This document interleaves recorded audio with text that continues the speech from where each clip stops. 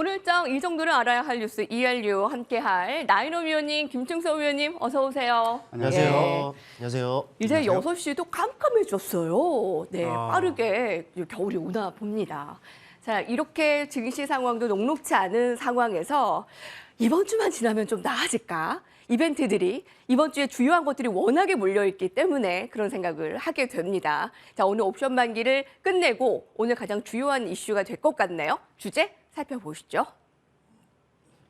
미국의 9월 PPI가 8.5% 예상을 상회했습니다. 바로 간밤에 있었던 일인데요. PPI와 또 FOMC 의사록이 공개가 됐는데 다 부담이 되는 상황이었습니다. 자, 오늘 밤 한국 시간으로 9시 30분 CPI가 예상치를 상회할까? 부담이 될까? 하는 부분 나인원 위원님. 일단 지금 시작이 돼서 이제 많은 분들이 어찌 보면 주변 여러 가지 악재 변수가 계속적으로 동시다발적으로 나타나니까 그에 따라 시장이 하락을 하는가 아니면은 그냥 시장이 하락장인데 외적인 어떤 변수에 의해서 그 하락의 폭이 더 깊은가 이 두 가지 좀 구분 지어볼 필요가 있다라고 생각을 하는데 일단 저는 지금 시장이 전형적인 연말에 발생하는 어떤 시장의 어떤 비추세 구간 그리고 하락폭을 키우는 그런 어떤 시즌이다라고 일단 먼저 말씀을 드리겠고 그 와중에 아무래도 앞서 이제 코로나 팬데믹 19 이후에 어떤 양적 완화 그리고 긴축 정책 그리고 더 나아가서 기준금리 인상, 환율 변동 그리고 달러 강세, 유가 변동 여러 가지 이슈가 덧붙여지면서 말 그대로 왜 시장이 이렇게까지 하락하는지에 대한 명확한 이유를 그 누구도 설명을 할 수는 없습니다. 그냥 하락을 하면 어쩔 수 없구나 또는 앞으로 예고된 어떤 변수라든지 어떤 발표건 이런 것들이 앞으로 더 큰 하락을 일으키지 않을까에 대한 어떤 두려움을 일으키는 그런 어떤 시장이다라고 좀 말씀드리고 싶고요. 앞서 일단 PPI 지수, 즉 생산자 물가 지수 같은 경우에는 우리가 일반적으로 도매라고 생각하시면 됩니다. 내가 어떤 원재료를 가져다가 재화를 만들고 이 재화를 일반적으로 어떤 소매로 넘길 때 실질적으로 비용이 이전 대비해서 얼마만큼 증가를 했는가 또는 낮아졌는가 이런 측면인데 아무래도 인플레이션 지표 또는 어떤 경제 지표로서 계속 논의는 되었었지만 크게 실효성은 없다라는 것이 이제 중론입니다. 하지만 CPI 지표 같은 경우는 일단 우리가 실질적으로 소매에서 물건을 구매할 때 내가 지난달에는 1,000원에 구매했는데 이번 달에 2,000원. 예를 든다면 이런 식의 어떤 가격 변동이 크게 발생한다면 일단 물가가 직접적으로 상승 중이다라는 이야기가 될 것이고 그것이 우리가 백분율로서 어떤 수치로서 좀 확인할 수 있게 하는 지표인데 뭐 이런 생각도 해볼 수 있습니다. 미국의 물가가 변동성을 일으키는데 우리나라가 무슨 상관이냐. 일단은 미국 내에서 다우지수가 그에 따라 어떤 변동성을 가져가고 특히나 오늘 발표될 이 지표는 이렇게 생각하시는 게 좋지 않을까 싶습니다.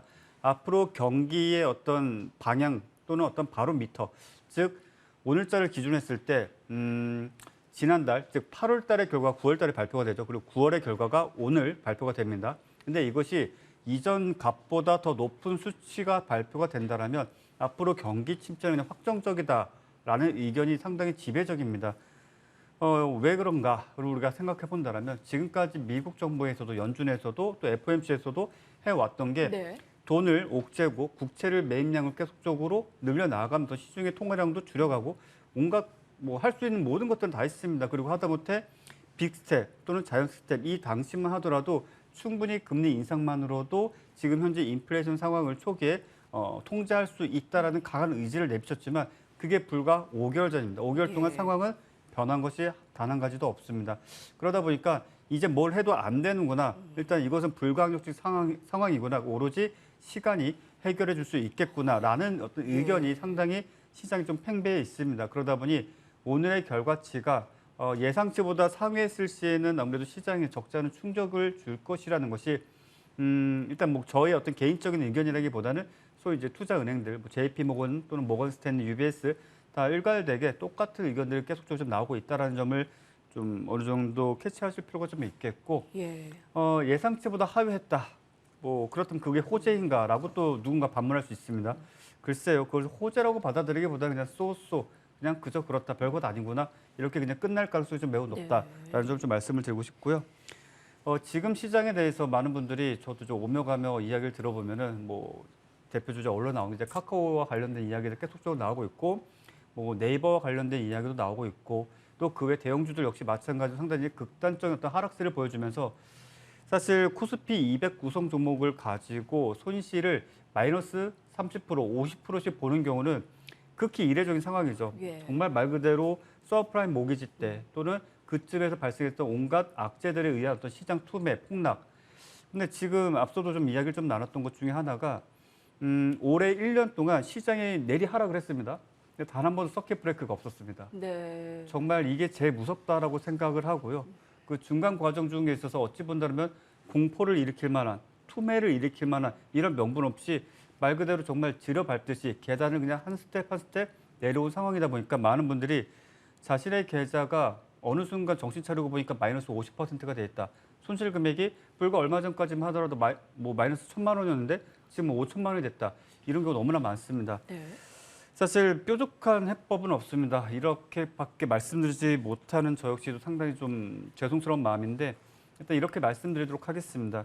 저도 그렇고 오랜 시간 동안 이 시장에 머물러왔던 사람들은 똑같은 생각과 똑같은 방법을 취했었는데 주식으로 이룬 돈 사실상 주식 외에는 만회할 수 있는 방법이 없다라는 게 정론입니다. 그래서 이 예. 부분에 대해서 물론 사람마다 어떤 각자의 자신감이라든지 뭐 실력 여러 가지 차이는 있겠지만 네.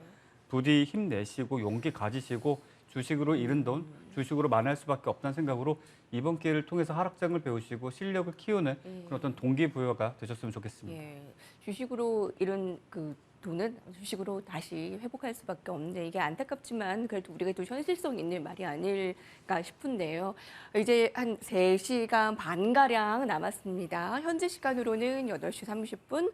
CPI가 예상치를 상회한다면 아마 시장에 또 충격이 될 것이고 아마 비슷하게 나오거나 예상치를 하회한다면 환호할 것이냐? 또 그건 아닐 수도 있다. 뭐 소수 정도로 예상을 합니다. 자, 그게 바로 약세장의 형태가 아닌가 싶어요. 호재에는 민감하지 못하고 악재가 나올 때 더 깊게 좀 하락을 나타내는 김종섭 위원님은 어떻게 예상하세요? 지금 CPI가 아마 예상치를 좀 넘게 나올 것이다라는 좀 부담으로 예상을 하시네요. 나이론 위원님은요? 사실 지금 상황에서는 경제 지표가 뭐 좋게 나오든 나쁘게 나오든 고민이에요. 뭐 나쁘게 나오면은 더 걱정인 것이고 좋게 나와도 뭐 걱정일 수밖에 없는 시점이 바로 지금 시점인데 일단 앵커님께서 말씀하신 이 부분만을 그냥 즉답해 보면은 개인적으로 좀 예상치보다는 조금 더 높게 나오지 않겠느냐 네. 좀 싶습니다. 일단 오늘 만기일이었습니다. 네, 이런 부분들이 좀 양시장에 좀 밀렸기 때문에 이게 무사히 넘어간 것인가 좀 의심이 듭니다만은 그래도 예, 지나갔죠. 이제 남은 것은 뭐 앞서서도 말씀하셨습니다만은 네, CPI가 지금 남아 있어요. 그런데 이 CPI에 앞서서 PPI도 좀 발표가 됐단 말이죠. 뭐 네. 이 주제에 있듯이 8.5로 나왔습니다. 근데 이거를 전월 대비해서 보면은 이게 2개월 연속 하락을 하다가 다시 오름세로 바뀌었습니다. 이 자체만 놓고 본다면은 여전히 시장은 이 인플레이션 정말 아주 지긋지긋한 이 인플레이션으로부터 자유롭지 못하고 또 변동성을 때로는 키울 수가 있겠구나, 좀 우려스럽다 이런 부분들을 생각을 해볼 수가 있단 말이죠. 그런데 이 전년 대비해서 보면은 누가 뭐래도요. 지난 2000이 아니죠. 지난 6월에 11.3 정도로 기억을 하는데 11 네, 그 이상을 찍고 바로 다음 달 9.8 그리고 8.7 그리고 이번에 8.5를 나타냈다는 것이죠. 이 자체만 놓고 본다면은 네, 3개월 연속 하락한 겁니다. 그렇다면은 이 인플레이션이란 것, 이 물가라는 것 정점을 찍고 지금 꺾이고 있다. 그렇기 때문에 이 인플레이션 피크아웃이라는 이런 예. 기대감이 또 다시 고개를 들 수 있는 이런 상황이 아닌가 이렇게 좀 생각을 좀 해볼 수가 있겠고 예. 다만 이 PPI 역시 이 CPI 못지않게요. 뭐 연준의 정책 결정에 상당히 중요한 또 많은 이런 영향을 미치는데 결과적으로 보면은 이 PPI가 또 시장 예상치보다 좀 높게 나왔다는 것이죠. 때문에 발표 이후에 나온 연준의 그 말을 본다면은 역시나 이들을 매파적인 이런 부분들이 고스란히 지금 확인을 해볼 수 있는 부분이 됐어요. 무슨 발언이 있었냐면은 여러분도 뭐 확인을 하셨겠습니다만은 네, 정책 기조를 유지할 필요가 있다. 뭐 조기에 마감하면은 또 위험할 필요가 있다. 이런 거 뭐 매파적인 기조 아니겠습니까? 더불어 본다면은 적게 행동하는 것보다 과하게 행동하는 것이 낫다. 계속적으로 금리를 올린다는 것이죠. 뭐 CPI가 좋게 나오든 나쁘게 나오든 금리는 일단 올라간다라는 것. 네, 이 부분들이 정말 팩트이다라는 것이죠. 그리고 일단 뚜껑을 열어봐야 알겠습니다만은 이번 CPI도 예상치보다는 좀 높게 나올 것으로 생각을 합니다. 왜냐하면 예. 사실 PPI도 어찌 보면은 시장 예상치보다 높게 나왔어요. 어찌 보면은 지금 물건을 만드는 비용이 그만큼 늘어난 겁니다. 어떻게 되겠습니까? 고스란히 물건의 가격이 전가가 되겠죠. 그렇다면 이제 소비자 입장에서는 역시나 비용이 늘어납니다. 이 PPI가 올랐는데 CPI도 당연히 오를 수 있는 부분들, 네, 충분히 생각을 해볼 수가 있는 부분들이 아닌가 싶어요. 때문에 저도 예상치보다는 그러니까 예. 얼마 정도가 나올지는 모르겠습니다만은 조금 늘어나지 않겠느냐 좀 생각이 되고, 하지만 이 부분들을 좀 말씀을 드리고 싶습니다. 이번 주 우리 시장 변동성은 어땠습니까? 상당했습니다. 네. 섹터와 종목들 조정을 계속적으로 받았어요. 맞습니다. 이 자체는 뭐겠습니까? 매를 먼저 맞은 거 아니겠습니까? 또 이제 남은 것은 뭘까요? CPI 나오고 내일 그래 금요일입니다. 금요일은 사실 주말 안에 무슨 일이 벌어질지도 모른다라는 이 불확실성, 그러니까 금요일 특수성이 있는 날이긴 합니다만은 사실 이번 주가 지나면 어떻게 되겠습니까? 별게 없다라는 것이죠. 뭐 이런 11월 초에 또 이제 FOMC 있고 가면 갈수록 또 걱정이 좀 밀려올 수도 있겠습니다만은 이제는 다 지났다라는 거, 이 부분을 좀 말씀드리고 싶어요. 근데 이제 또 과정을 보자니 종목들, 섹터들 다 조정을 받았기 때문에 어찌 보면 다 밑에 있는 겁니다. 이 말은 매매 관점에서 본다면은요, 트레이딩 관점에서 놓고 본다면은 오히려 더 좋은 종목, 더 좋은 가격에 살 수 있는 이런 기회가 아닌가 좀 말씀을 드려볼 수가 있겠습니다. 물론 전반적인 상황을 고려한다라면은 네. 네, 트레이딩 관점이죠. 단기적인 관점, 트레이딩 관점에서 밖에 대응을 좀 할 수 없는 이런 좀 제약 조건이 좀 있습니다만은 그래도 트레이딩 관점, 단기적인 시각을 또 그런 매매를 선호하신 분들에게는 오히려 더 좋은 기회가 될 수 있기 때문에 이 부분 말씀드리도록 하겠습니다. 예. 오늘 밤 CPI 주목 높게 나올 것으로 예상을 하는데 긴장되는 부분인데 그래도 매를 좀 미리 맞은 부분도 있지 않겠느냐라는 이 부분. 자, 그리고 트레이닝 관점은 참 유효합니다. 자, 좋은 이슈를 가진 종목들을 좀 관심을 가져올 만한 기회? 자, 그러면 오늘 아마 이슈 키워드에서 이 이슈를 보지 않을 수가 없습니다. 오늘 핫 키워드 먼저 화면으로 보겠습니다.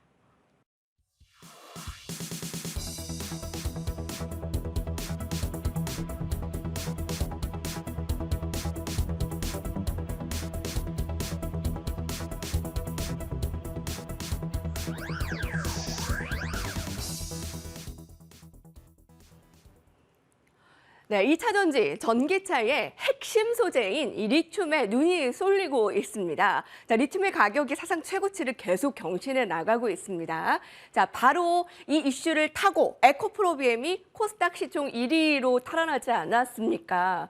정말 그 큰 셀트리온 헬스케어도 제치고 이렇게 올라왔는데 에코프로비엠을 어젯밤에 추천하셨다면서요? 네, 일단 그 이야기 잠시 후에 또 말씀드리도록 하겠고요. 네. 일단 지금 정말 나비 효과죠. 네, 정말 나비 효과를 생각하는 게 일단 중국 같은 경우에는 미국의 인플레이션 감축법 때문에 일단 뭐 반도체 또는 2차 전지 또는 여타 중국에서 해외로 대량의 어떤 수출을 하고 있는 품목들에 대해서 일단 제재를 가하고 있죠. 일단 러시아, 우크라이나 역시 마찬가지죠. 러시아도 그렇고 우크라이나도 그렇고 일단은 어떤 광물을 또는 어떤 정제를 해서 그것을 수출을 하고 그에 따른 어떤 GDP를 계속 유지해 왔었던 대표적인 국가 중에 하나입니다.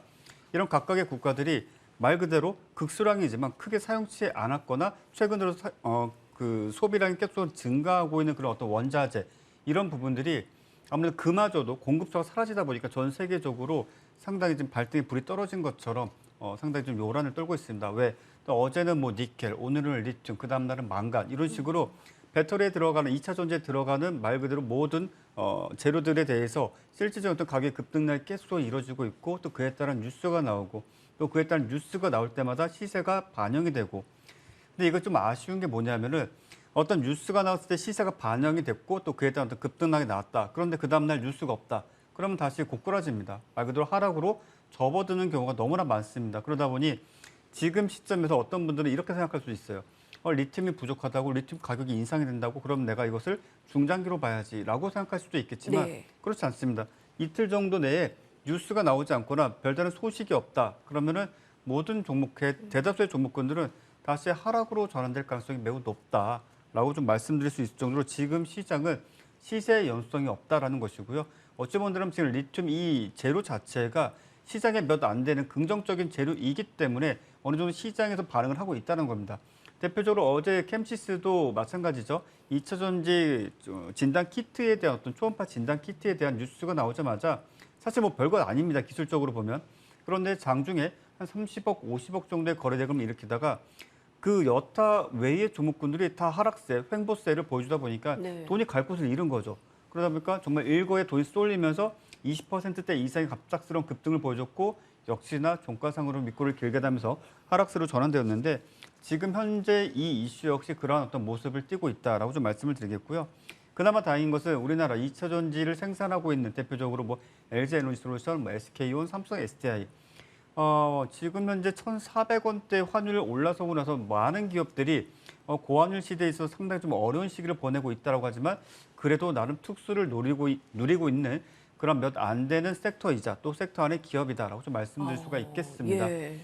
참 다행스러운 점은 미국 내에도 생산 설비를 미리 또 가지고 있었습니다. 그러다 보니까 인플레이션 감축법을 그나마 피해갈 수 있는 우리나라의 몇 안 되는 기업이기도 해요. 그러다 보니 이와 같은 시장 상황에서도 해당 종목군들이 바로 직전 고점을 돌파해주는 그런 어떤 안정적인 상승세를 몇 안 되게 좀 보여주긴 했습니다. 물론 잠시 후에도 좀 말씀을 드리겠지만 그 역시 뭐 시장을 거스를 수 없을 저항에서는 다소 좀 밀리긴 했지만 그나마 선방을 하고 있다라고 좀 말씀을 드리겠고요. 자, 그렇다면 이와 같은 추세가 앞으로 얼마만큼 유지가 될 수 있을 것인가? 이것이 단지 니켈 가격이 급등해서 또는 리튬이 부족해서 망간이 지금 부족해서라가 아니라 실제 하이니켈과 또 하이망간 이 두 가지로 좀 보시면 좋겠습니다. 일단 중국에서는 리튬 인산점 배터리, 즉 LFP 배터리에 대해서 계속 또 전 세계적 시장 지배를 늘려가고 있습니다. 왜? 일단 쌉니다. 에너지 밀도는 낮습니다. 특히 우리나라 같은 국가에서는 사용 가격이 상당히 좀 껄끄럽습니다. 왜? 사계절이 뚜렷하기 때문에 에너지 밀도가 매우 변동성이 큽니다. 즉 한여름에는 주행거리가 300km인데 한겨울에는 주행거리가 150km. 이런 식의 극단적 상황까지도 발생할 수 있는데 그나마 나은 게 지금 현재 우리가 사용하고 있는 어떤 리튬 이온 배터리가 될 것인데 예. 자, 이 부분에 있어서 에너지 밀도를 정말 극한으로 끌어올린 게 이제 하이니켈이었고 근데 하이니켈은 리튬 인산점 배터리보다 비쌉니다. 근데 이 부분에 대해서 조금 더 개선한 게 하이망간입니다. 그래서 하이망간 같은 경우에 양극재가 리튬 인산점 배터리보다 한 5에서 10% 정도의 가격 차이밖에 나지 않기 때문에 충분히 대체할 수 있다는 것이고 이 부분에 대해서 우리나라 지금 현재 양극재를 개발하고 있는 수많은 업체들 네. 그리고 역시 배터리를 생산하고 있는 LG 에너지솔루션, 삼성 SDI, SK온까지도 적극적인 참여 의사를 내비치고 있고 미국이라든지 그 역시 국가들 역시 리튬 인산점 배터리는 사실 중국 외에는 제대로 생산하는 곳이 없습니다. 그러다 보니까 이런 부분들에 있어서 선택지가 있고 또 그에 따른 네. 우리나라 또 기업들 추가적인 어떤 상승 모멘텀에 대한 어떤 가능성 충분히 열어줄 수 있다라고 정리해드리겠습니다. 네, 원달러 환율 상승으로 많은 기업들이 좀 힘든 상황인데 다행히 이쪽 부분은 원달러 환율 상승이 좀 특수를 누리는 섹터로 보고 있습니다. 리튬 가격이 이렇게 오르고 전기차 수요도 증가한다면 이쪽 그럼 중장기적으로 봐야 되겠다라는 질문을 할 수 있는데 꼭 그건 아니다. 지금 시장이 계속 쭉 올라가는 시장이 아니기 때문에 트레이닝 쪽으로. 자, 어떤 종목을 좀 보실까요? 일단 에코프로비엠을 좀 말씀드리고 싶고요. 네. 일단 대표적으로 우리나라에서 LNF 에코프로비엠 같은 경우에는 이제 양극재를 사실상 조 단위로 수주를 하고 어찌 본다라면 우리나라 기업들 중에서 최단 기간 내에 조 단위 수주권을 쳐내는 그런 어떤 기업이지 않을까라는 말씀을 드릴 수 있을 정도로 사실상 호황이죠. 근데 조금 아쉬운 것은 캐파가 좀 가득 찼다라는 이야기가 있어요. 즉 지금 현재 생산할 수 있는 그 양을 초과했기 때문에 어찌 본다라면 내년 2분기, 3분기까지는 시간이 좀 필요할 겁니다. 그래서 그 시점까지는 주가가 오르기도 하고 내리기도 하고 직전 고점을 돌파하기엔 다소 조금 어려운 그런 어떤 박스권의 형태를 좀 보여줄 가능성이 큰데 중요한 것은 캐파는 계속적으로 커지고 있고 생산 설비도 늘어나면서 인플레이션 감축법이 미국 내에서 계속적으로 발효가 되고 유지가 된다라면은 사실상 우리나라 양극재 기업들이 큰 특수를 누릴 수가 있다라고 좀 말씀을 드리고 싶고요. 지금 시장에서 아무래도 큰 관심을 받고 있는 종목이기도 하니까 다시 한번 또 말씀을 드린다면 기관이 적극적으로 매수해주는 몇 안 되는 시장 종목 중에 하나다. 그리고 이 종목이 지금은 이미 오늘 5% 정도 상승했기 때문에 예. 조금 아쉬울 수 있겠지만 물론 이제 잠시 후에 자세한 가격 전략을 말씀드리겠지만 눌림과 조정 구간 내에서 내가 지금 현재 시장 내에서 그래도 가장 크게 빠른 시간 내에 반응할 그런 섹터가 무엇일까 하면 2차 전지. 그 2차 전지 내에서 내가 조금 더 딥하게 들어갔을 때 어떤 소재주를 선택할 것인가 한다라면은 에코프로비엠 상당히 좀 괜찮지 않을까라고 좀 말씀드리고 싶고요. 잠시 후에 추가적인 설명 또 해드리도록 하겠습니다. 예, 네. 어제 관심주였던 에코프로비엠을 특징주이자 관심주로 봤고요. 김충섭 위원님, 네. 오늘 코스닥 시장에서 이 에코프로비엠 이슈를 제외하고는 뭐가 없었다라고 할 정도로 참 이게 눈에 참 띄었습니다. 이 이슈가요. 네, 맞습니다. 뭐 무거운 종목이고 또 전반적인 시장 상황이 좀 좋지가 않았잖아요. 그럼에도 이제 이런 모습을 나타냈다라는 것은 상당히 좀 유의미한 흐름이 아니었나 싶어요. 그래서 이제 찾아봤더니 사실 그래요. 뭐 리튬 얘기를 하셔서 리튬 관련주들을 좀 봤는데 사실 다 좋은 것은 아니었습니다. 뭐 네. 특정 또 몇몇 종목들 위주로 이제 오르는 이런 상황이었는데 그래도 한 관심 갖기에는 충분한 것 같아요. 일단은 뭐 전체적인 그 상황을 본다면은 이 전기차 수요 계속적으로 좀 확대가 되고 있는 상황입니다. 또 이제 이 전기차 업체들의 최대 화두가 정말 이 리튬 쪽이라고 좀 할 수가 있어요. 뭐 수요가 이제 폭발적으로 이제 증가하면 증가할수록 또 이제 또 완성차 업체들이 이 전기차로의 그 전환 속도를 내고 있는 상황이란 말이죠. 때문에 이제 자연스레 이 리튬 가격이 지금 상승하고 있는 이런 상황이다라고 좀 보시면 될 것 같은데 일단 그 가격이요. 중국 쪽에서 그러니까 50만 1,500 근데 정확하게 본다면은 50만 1,500위안을 좀 넘었다라고 합니다. 우리 돈으로 보면은 톤당 1억이 넘어가는 거예요. 그러면서 이 사상 최고치를 지금 경신을 하고 있는 상황인데, 그런데 이 지난해 바로 이맘때의 가격을 본다면은 17만 3천 위안 정도로 기억을 하고 있습니다.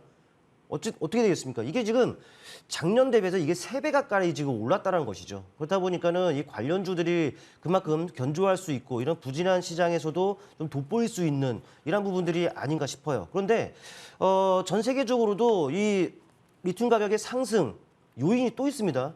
이 중국 말고도요, 이 리튬 주요 생산국으로 알려져 있는 이 남미 국가들이 이 리튬 보호 정책을 지금 펴고 있다는 것이죠. 이런 부분들은 역시나 뭐 공급난도 공급난 것이고 공급난인 것이고 그러다 보니까는 이 가격 상승 요인 그러다 보니까 이 관련주들이 계속적으로 견조할 수밖에 없는 이런 그 구조라고 보시면 될 것 같아요. 또 기사를 보니까 우리나라 같은 경우에는 지금 거의 고갈이 되고 있답니다. 재고분이 고갈이 되면서 뭐 네. 12일치 정도밖에 뭐 남지 않았다 이런 제목을 좀 본 적이 있는데 정말 말 그대로 상승 요인밖에 없죠. 예. 그러다 보니까 관련주들 네 이렇듯 말씀드렸듯이 제가 계속적으로 말씀을 드려왔던 지속 가능한 이슈 예. 계속적으로 지속이 되어 왔던 이슈고 여전히 지속이 되고 있습니다. 그렇다면 앞으로도 지속이 되겠죠. 역시나 우리한테는 충분히 그 매매의 팁으로 예. 네, 활용할 수 있는 예. 부분들이기 때문에 관심주들은 충분히 우리가 눈여겨볼 필요가 있다라는 네. 말씀을 드리고 앞서 우리 그 나인원 의원께서도 좀 더 디테일하게 말씀하셨기 때문에 저는 간단하게 이렇게 마무리 짓도록 하겠습니다. 예전에 요소수 사태가 네, 맞습니다. 떠오르시기도 네네. 하네요. 자, 그런 관심 특징주는 어떤 것 좀 보시겠어요? 네, 유일에너테크를 저는 말씀을 좀 드리고 싶은데 일단 제영택이라는 그 업체에 이 유일에너테크가 좀 투자를 했습니다. 그 어떤 회사냐? 폐배터리에서 또 리튬을 좀 뽑아내는 이런 그 업체라고 보시면 돼요. 근데 이 회수율이 85%나 된다고 합니다. 이게 세계 최고 수준이라는 것이죠. 그리고 이제 또 차트를 보시면 아시겠습니다만은 어떻습니까? 내내 부진했던 주가가 또 최근에는 물론 이제 상승을 나타내기도 했었어요. 하지만 최근에 좀 눌렸습니다. 이거는 종목이 나빠서가 아니라 네. 시장 전반적인 상황으로 인한 것입니다. 또 이제 올라왔던 그 지점까지 다 내려온 상황에서 고개를 들고 있습니다. 역시나 가격 매력이 있는 상황인 것이고 역시나 매수 관점에서 보더라도 또 지속 가능한 이슈라는 그 모멘텀을 확보하고 있기 때문에 충분히 지금 자리에서 접근 가능하다, 공략 가능하다는 말씀 드려보겠습니다. 김충성 의원님, 이 리튬과 관련한 이슈, 관련주 지속 가능한 이슈로 봐도 되겠다. 긍정적인 의견이었습니다. 오늘 뉴스와 키워드 살펴봤고요. 자리를 옮겨서 이어가도록 하겠습니다.